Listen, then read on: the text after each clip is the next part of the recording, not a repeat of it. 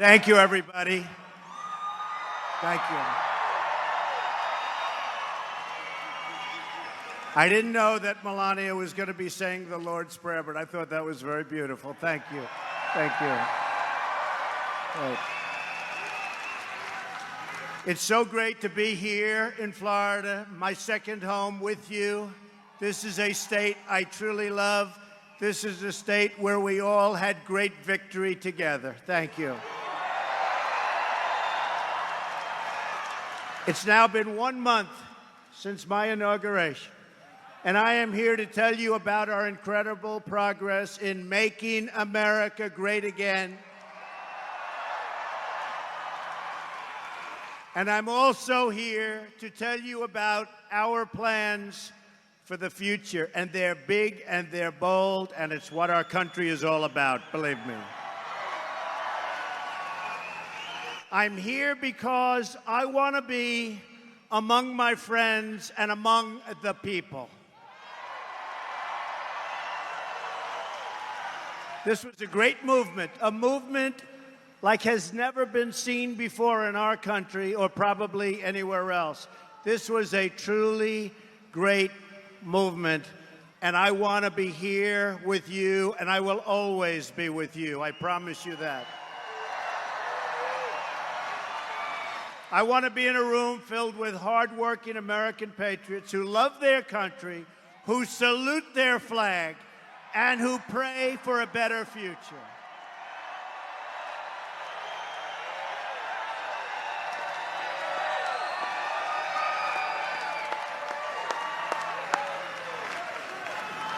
I also want to speak to you without the filter of the fake news.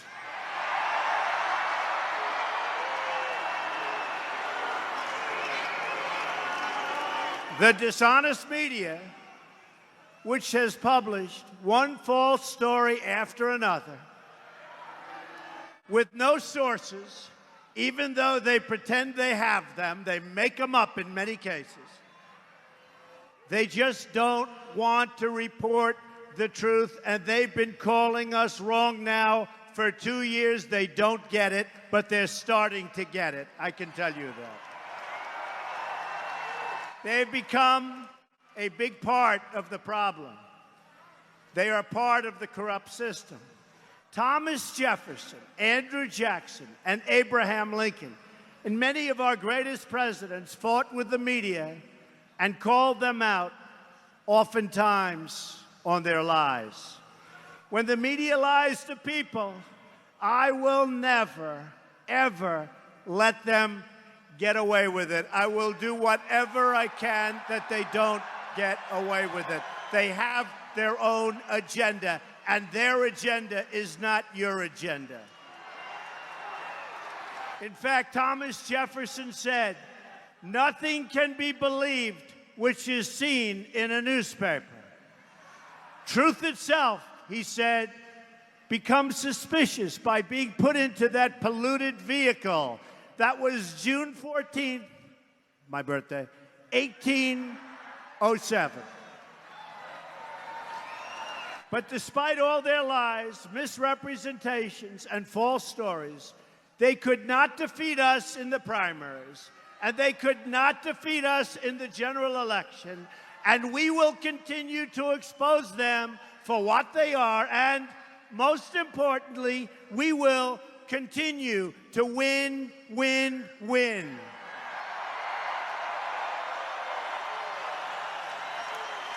We are not going to let the fake news tell us what to do, how to live, or what to believe.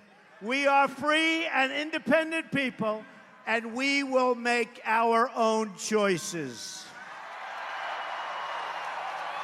We are here today to speak the truth, the whole truth, and nothing but the truth. I hear your demands, I hear your voices, and I promise you I will deliver. I promise that.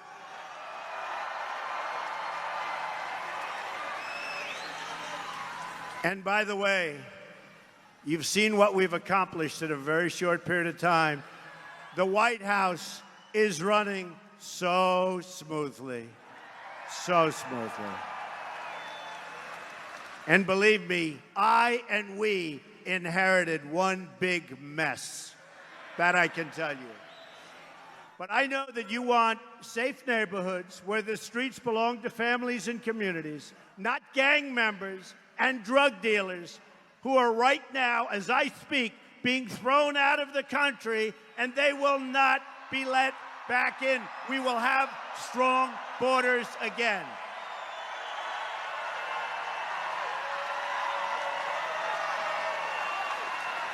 And I mean that. And you've seen it on television. You've seen it on television. General Kelly, now Secretary Kelly, he's really doing the job. You're seeing it, the gang members, bad, bad people. I said it day one, and they're going out, or they're being put in prison. But for the most part, get them the hell out of here, bring them back to where they came from. The fact is, you want great schools for your children. You want good, high-paying jobs for yourselves and for your loved ones and for the future of your families. You want a health care system, and by the way, we are going to be submitting in a couple of weeks a great health care plan that's going to take the place of the disaster known as Obamacare. It will be repealed and replaced. And for those people, the people that are put into rooms where Republicans are talking about the plan, and it wouldn't matter what they say, for those people, just so you understand, our plan will be much better health care at a much lower cost, okay? Nothing to complain about. Obamacare, remember, it is a disaster. You want low-cost American energy also, which means lifting the restrictions on oil, on shale, on natural gas, and on clean, very clean coal. We're going to put the miners back to work. The miners go back to work. You want us to enforce our immigration laws and to defend our borders. You want fair trade deals and a level playing field. We don't have a level playing field because you understand that when American workers win, America as a country wins and wins big. And every country over the last long period of time has been taking advantage of the stupidity of our politicians. It's not going to happen any longer.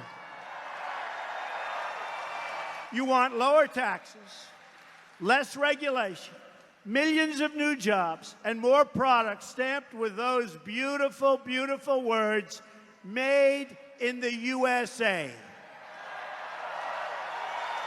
You want to make it easier for companies to do business in America and harder for companies to leave. We don't want companies saying, everybody's fired, we're moving to another country, we're going to make the product, sell it across the border, and isn't that wonderful? Not going to happen anymore. We're going to have strong borders, and when they want to sell that product back across our border, they're going to pay a 35% tax, and you know what? They're never going to leave. They will never, ever leave. And you've seen that because I've already displayed it for the last 2 months, even before I got into office. They're not leaving. And if they do, they're going to pay a very, very big price for terminating the relationship to our workers. You want a government that serves the people, not the donors and not the special interests. In short, you want a government that keeps its promises. A great spirit of optimism and sweeping, and you see it. It's sweeping all across the country. Look at what's happening to the stock market. Look at what's happening to every poll when it comes to optimism in our country. It's sweeping across the country. And in fact, every day for the last long period of days, the stock market, meaning companies, have been hitting new highs. They're going to start hiring. It's going to be a new day in America. You're going to be proud again. Jobs are already starting to pour back in. They're coming back in like you haven't seen in a long time. Ford, General Motors, Fiat Chrysler are bringing in and bringing back thousands of jobs, investing billions of dollars because of the new business climate that we are creating in our country. In Arizona, Intel, great company, just announced it will open a new plant that will create at least 10,000 brand new, beautiful American jobs. I followed through on my promise to withdraw from the job-killing disaster known as the Trans-Pacific Partnership, TPP. We have just terminated our relationship to it. We're going to have tremendous trade deals all over the world, but they're going to be bilateral or, as we would say, one-on-one. None of these deals will we get caught in quicksand, where we get mired in and we can't do anything about it, like, by the way, NAFTA and so many others. And my administration has begun plans to crack down on foreign cheating and currency manipulation, which is killing our companies and really, really hurting our workers. We're going to end it.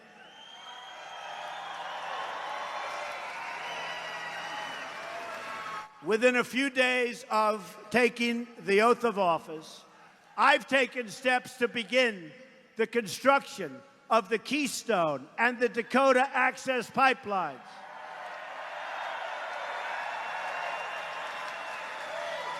Anywhere from 30 to 40,000 jobs. And very importantly, as I was about to sign it, I said, who makes the pipe? Who makes the pipe? Something this audience understands very well, right? Simple question. The lawyers put this very complex document in front. I said, who makes the pipe? They said, sir, it can be made anywhere. I said, not anymore. So I put a little clause in the bottom. The pipe has to be made in the United States of America if we're going to have pipelines.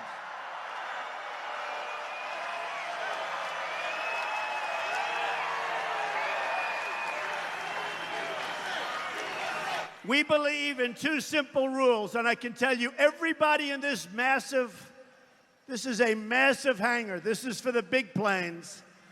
And by the way, do you think that one media group back there, that one network, will show this crowd? Not one. Not one.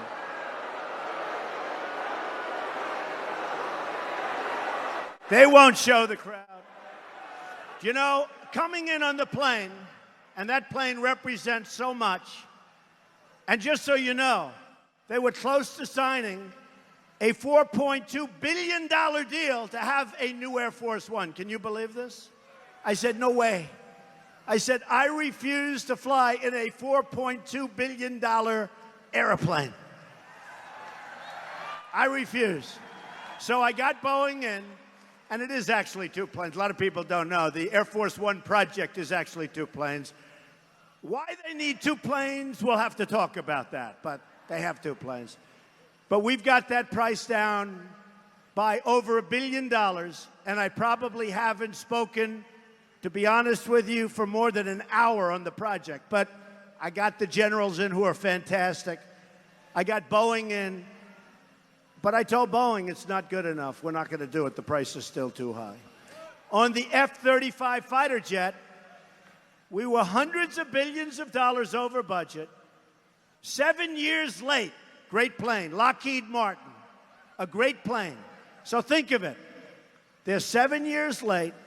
They're hundreds of billions of dollars over budget. Other than that, by the way, the project is going extremely well. And I got the folks in from Lockheed Martin, who are terrific people and a terrific product, by the way. I also got Boeing in. I said, do me a favor, give me a competing offer. And now they're competing and fighting. And we've gotten hundreds of millions of dollars off the price of a plane that was going to be ordered. In other words, if my opponent got in, there would have been no calls made to Lockheed and Boeing. They would have signed contracts. So they're going to make plenty of money, but it's going to be a lot less than they would have made without Trump, that I can tell you. And that's, you might as well know about it. Because nobody talks. And by the way, that's for fighter jets, one of the biggest orders in the history of aviation, the order for the F-35. You've been reading about it because it was a disaster under the last administration, a disaster. And now we have it running beautifully. In fact, when the Prime Minister of Japan, Prime Minister Abe, who's great guy, when he came over, he said, "Thank you." I said, "For what?" "You saved us many, many millions of dollars on the F-35 fighter jet. Because when I negotiated, I took our allies into the same negotiation." So the first thing he did was he thanked me for saving them money. And that's good. Okay, that's good. I know the media will never thank me, so at least Japan is thanking me, right? But we believe in two simple rules: buy American and hire American. We believe in that. We've just issued a new order which requires that for every one new regulation, 2 old regulations must be eliminated. And by the way, a new director was just approved. Can you imagine the length of time it's taking the Democrats? And I actually think it's an embarrassment to them. But this is getting into be record-setting territory. These are incredible people. Scott Pruitt was just now approved for the Environmental Protection Agency. He'll do so good. He'll do so good. But he won't have projects going 10 and 12 years and then getting rejected. And they may be rejected, but they'll be rejected quickly. But for the most part, they're going to be accepted. They're going to be environmentally friendly, and he is going to be a great secretary. He will be amazing. So we're very happy. That took place yesterday. That's going to be a big difference because they were clogging up the veins of our country with the environmental impact statements and all of the rules and regulations. It was impossible to navigate for companies. And what did it really mean? Forget about the companies. What did it mean? It meant no jobs. It meant companies leaving our country and going to foreign countries to do things that they'd rather do here. So we're going to have a whole big situation. We are going to unfree all of those companies. They're going to have freedom. They're going to be able to build what they want to build. It'll be environmentally friendly, and we're going to start producing jobs like you've never seen before. That's going to happen. That was a big thing. We're standing up for the incredible men and women, always, of law enforcement. We're standing up. And I can tell you, the military and law enforcement, they stood up big. I don't say for me. I'm the messenger, folks. I'm the messenger. They stood up for us in this last election. We got numbers that nobody believed were possible from law enforcement and from military. Basically, people that wear uniforms like us. Isn't that nice? And I saw this man on television just now. I just saw him on television. He said, "I love Trump. Let Trump do what he has to do." That's my guy right there. It's true. Come here. Come here. No, I'm coming in. That's okay. Let him up. Let him up. I'm not worried about him. I'm only worried he's going to give me a kiss. I'm not worried about anything else. This guy is so great. He was one of many people. They're interviewing people in the line. And I have to say, there's a tiny group of protesters out there, and they were given as much publicity as this massive room packed with people. But they interviewed this man. Come on up here. Come on up. Guy was great. Hop over the fence. Come on. He can do it. This guy's in good shape. Look at him. Look at this guy. Come on. This guy is great. Don't worry about him. No. Come here. They're going to throw. Come on up. Come on. Come here. Come on. This guy, so He's been all over television saying the best things, and I see him standing. And didn't you get here like at 4 in the morning? I did, sir. Say a couple of words to this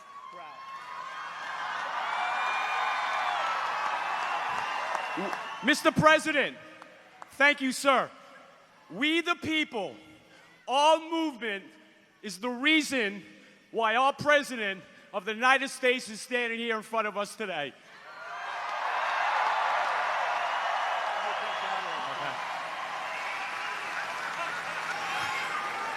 When President Trump, during their election, promised all these things that he was going to do for us, I knew he was going to do this for us. Thank you, Mr. President. Mr. President, thank you so much, sir. A star is born. A star is born. Thank you, man. Thank you. Come on.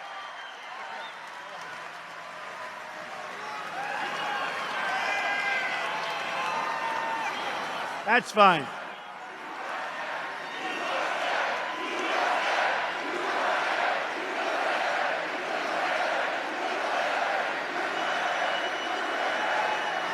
I wouldn't say that Secret Service was thrilled with that, but we know our people, right? We know our people. Hey, great guy. And so many others. I see some others. They're being interviewed. I see them over here. They came at 4 in the morning. The media will give them no credit. The media, as I told you, they won't show this crowd. Look at that, all the way outside of this, and this is as big a hangar as you get. All the way outside, way back to the fences. Amazing. I want to thank you. But I want to thank everybody. So I've directed the Department of Justice to take a firm stance to protect our cops, sheriffs, and police from crimes of violence against them. We will work with our police, not against our police. Our police do a great job, and they've never been troubled like they're troubled now. It's very unfair what's happening. So we want to cherish our law enforcement, and we will always protect those who protect us. We've directed the creation of a task force for reducing violent crime in America, including our inner cities. We're going to make our inner cities safe again. Look at what's going on. Look at what's happening in Chicago. Hundreds of shootings, hundreds of deaths. I'll tell you what's happening in Chicago and many other places. Safety is a civil right, and we will fight to make America totally safe again. I've ordered the Department of Homeland Security and the Department of Justice to coordinate on a plan to destroy transnational criminal cartels, which are all over the United States, and we are going to stop the drugs from pouring into your country, into your community, into your cities, and poisoning our youth. We're stopping it. We're stopping it. We've taken historic action to secure the southern border, and I've ordered the construction of a great border wall, which will start very shortly.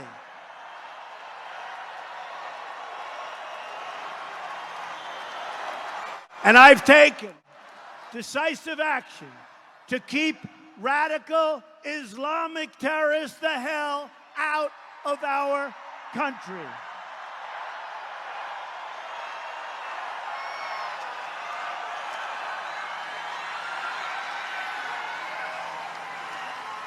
So you probably read where we want to enforce the laws as existing. And so we signed an order a couple of weeks ago, and it was taken over by a court, originally by a judge, and then yeah, it's very sad. And you know, the reason is for protection and safety. So the statute is so plain and so clear. I said last week I was speaking to a great group of sheriffs, the sheriffs group in Washington.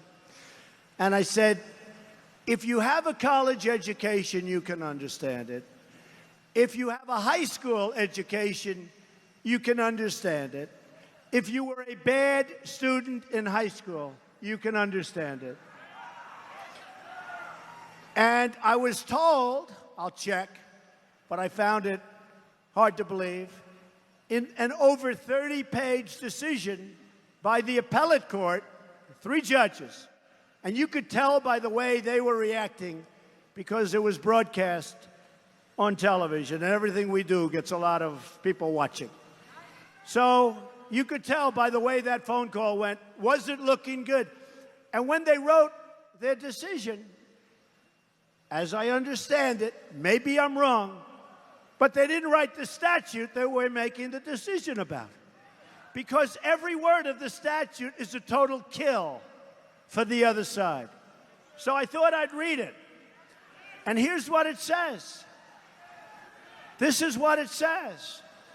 Whenever the president finds that the entry of any aliens or any class of aliens into the United States. Okay, so essentially, whenever somebody comes into the United States, right? If it would be detrimental to the interests of the United States, okay? Now, you know the countries we're talking about. And these were countries picked by Obama. They weren't even picked. They were picked by Obama. He may, so the president may, by proclamation, and for such period as he shall deem necessary. Now, because it's old, it should have said he or she, right? They were not politically correct when they drew this. In fact, that's the only thing that was actually wrong with it. He or she. But I don't think the women care too much about that, right? I don't think so. By the way, we did very well with women.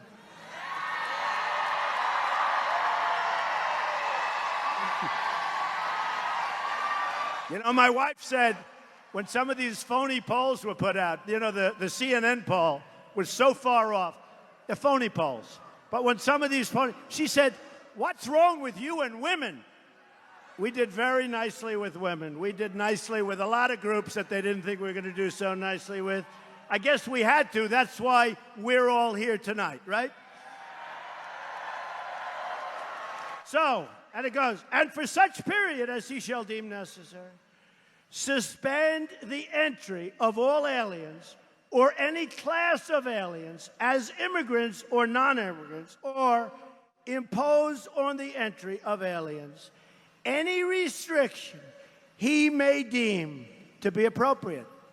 So basically it says the president has the right to keep people out if he feels it's not in the best interest of our country, right? Unbelievable. Unbelievable. And I listen to these judges talk and talk and talk. So unfair. So we'll be doing something over the next couple of days. We don't give up. We never give up. We had a court that I disagree with.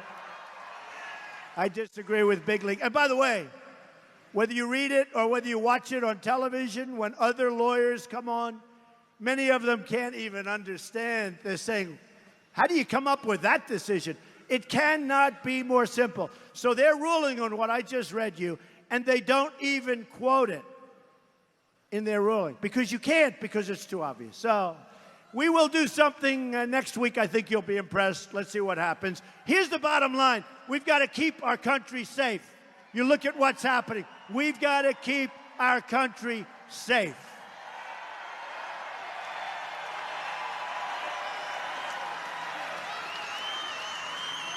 You look at what's happening in Germany. You look at what's happening last night in Sweden. Sweden. Who would believe this? Sweden. They took in large numbers. They're having problems like they never thought possible. You look at what's happening in Brussels. You look at what's happening all over the world. Take a look at Nice. Take a look at Paris. We've allowed thousands and thousands of people into our country, and there was no way to vet those people. There was no documentation. There was no nothing. So we're going to keep our country safe.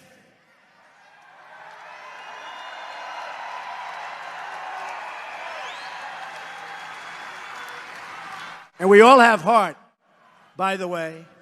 And what I want to do is build safe zones in Syria and other places so they can stay there and live safely until their cities and their country, that mess that I was left by Obama and everybody else. Folks, we were left a mess like you wouldn't believe. But we're going to build safe zones. We're going to have those safe zones. You know, we do owe $20 trillion, okay? So we're going to have the Gulf states pay for those safe zones. They have nothing but money. And we're going to do it that way instead of taking massive numbers, tens of thousands of people into our country, and we don't know anything about those people. We want people to come into our country, but we want people that love us. We want people that can cherish us and the traditions of our country. We want people that are going to be great for our country. We don't want people with bad ideas. We don't want that. I've also directed the defense community, headed by General, and now you know, he said it. He said it. And now Secretary Mad Dog Mattis, to develop a plan to totally destroy ISIS. I have ordered the Department of Defense to begin plans for the great rebuilding of the United States military. We will pursue peace through strength. Our military is badly depleted. You have planes in the military where the father flew them and now the son is flying them. They're so old. We make the best equipment anywhere in the world. We're going to start using our best and most modern equipment. And we're going to make sure that our veterans have the care they need when they come home. We love our veterans. We're going to do a great job for our veterans. Our veterans have been very, very sadly treated. These are our great, great people. We owe them so much.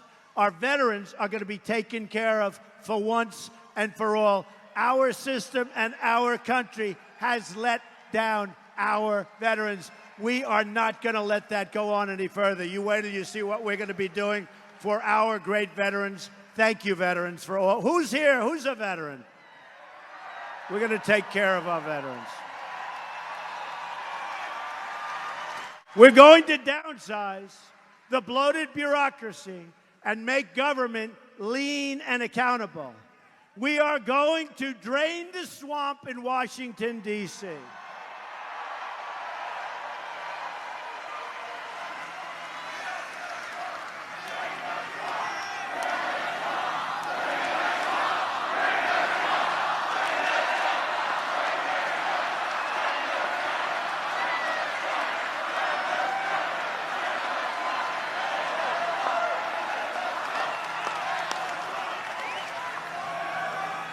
I've already imposed, I'm not sure they're too happy about it, a 5-year lobbying ban on the executive branch officials and a lifetime ban on lobbying for a foreign government.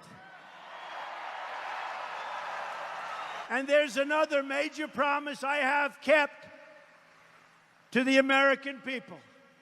I've nominated a fantastic justice to replace the late, great Justice Scalia. His name is Judge Neil Gorsuch. And he comes from my list of 20 very, very highly qualified judges. He's an incredible, and he has an incredible resume. He's respected by all. His education is as good as it can get. His writings are truly amazing. He will be a true defender of our Constitution. So let's tell the Senate Democrats to support his nomination for the good of the country, because what's happening with the Democrats, no wonder they're doing so badly. No wonder they're doing so badly. You take a look, race after race. I just want to tell you, in case you didn't read it, of course, you're reading the fake news, but the Democrats were supposed to win the presidency. That didn't happen. They were supposed to take over the Senate. That didn't happen. And they were supposed to take over, potentially, even the House. It was going to be, 4 weeks out, the greatest defeat in the modern history of American politics. And it was, but it was for the Democrats, not for the Republicans.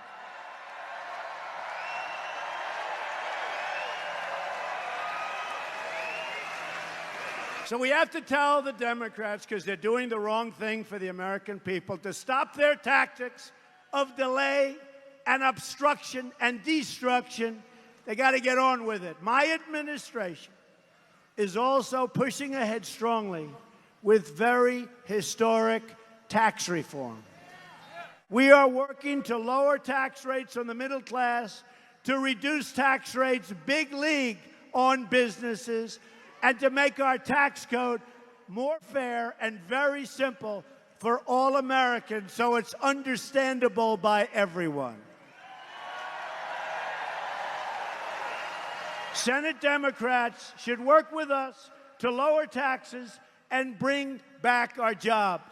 But the Democrats want to increase your taxes very, very substantially. We're not going to let that happen. It's also time for the Senate Democrats to take responsibility for Obamacare and to work with us to replace it with new reforms that reverse this nationwide health care tragedy. It's a tragedy. You look at some states, Arizona, up 116%. And your deductibles have gone so high that you can never use it. Obamacare doesn't work. It's become totally unaffordable. Remember, they said the health care, it's unaffordable. It doesn't work. And I said to the Republicans, I said, you want to do something great politically? Don't do anything. Sit back for 2 years, let it explode. The Democrats will come and beg for us to do something, but we can't do that to the American people. We have to fix it, and we will. We need members of both parties to join hands and work with us to pass a $1 trillion infrastructure plan to build new roads and bridges and airports and tunnels and highways and railways all across our great nation. You're all part of this incredible movement, this movement that we talk about so much, that's been written about on the cover of every magazine all over the world. It's a movement that is just sweeping. It's sweeping across our country. It's sweeping, frankly, across the globe. Look at Brexit. Look at Brexit. Much smaller example, but it's still something you can look at. People want to take back control of their countries, and they want to take back control of their lives and the lives of their family. The nation-state remains the best model for human happiness, and the American nation remains the greatest symbol of liberty, of freedom, and justice on the face of God's earth. And now we have spirit like we've never had before. It's now that we have our sacred duty, and we have no choice, and we want this choice to defend our country, to protect its values, and to serve its great, great citizens. Erasing national borders does not make people safer or more prosperous. It undermines democracy and trades away prosperity. We're giving it away. The so-called global elite have done very well for themselves, but have left working families with shrinking wages. Really, I mean, they are shrinking. 18 years ago, many of you in this room made more money working one job than you're making right now working 2 and 3 jobs. Instead of peace, we've seen wars that never end and conflicts that never seem to go away. We don't fight to win.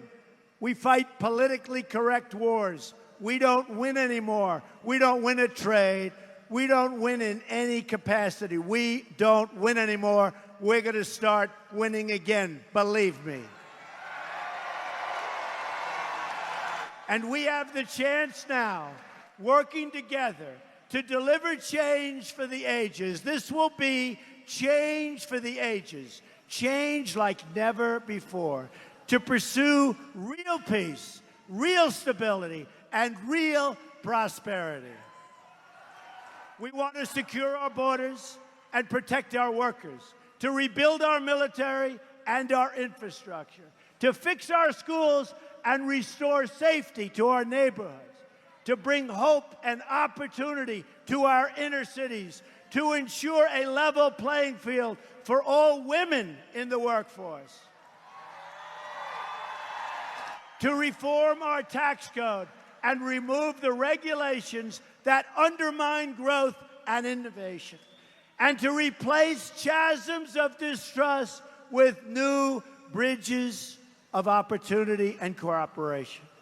We must ignore the tired echoes of yesterday's fights. We're fighting battles that no longer help us.